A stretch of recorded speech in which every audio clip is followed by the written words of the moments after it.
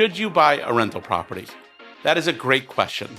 Let's discuss that and let's explore together on the Real Estate Finder channel.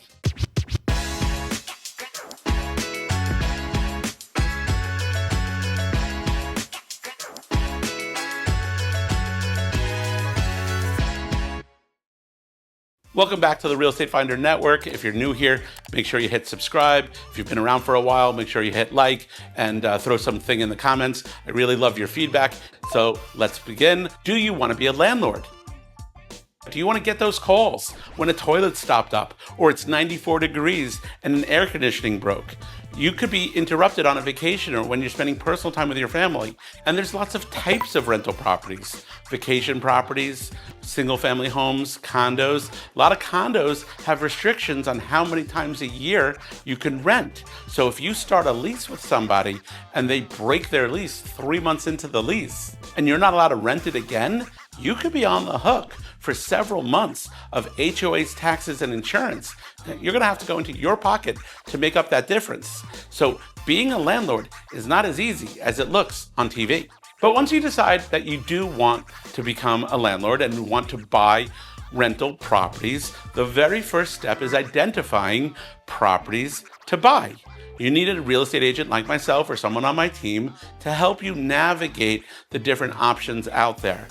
By the way, one of the easiest things to do, and we sell this to our customers all the time, is vacation rentals in managed condo hotel type units. These are mostly in Orlando, but there are some in Miami. We've been dealing with the Embassy Suites in Margaritaville, where you can buy a property, but put it in the rental pool and let them manage the property for you. Let them deal with the repairs, let them deal with finding tenants and finding people to rent that vacation property from you. It can be an easy way to get into real estate without really getting into real estate. So once you find the property that you want to buy, and you do have to run the numbers, how much are the taxes, insurance, HOA fees? So I like to put, let's say 10% of the income in a reserve pool, or at least for your budgeting, so that you understand that you might have an unexpected repair request.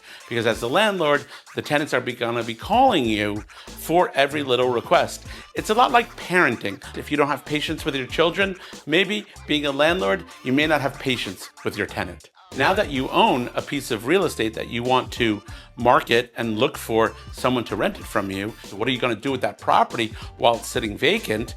But are you doing a year rent or a seasonal rent? Or are you turning it into a vacation rental? That's a whole nother animal. The more apartments you buy, the more issues you're bringing on. You're dealing with a lot of real world human issues as a landlord.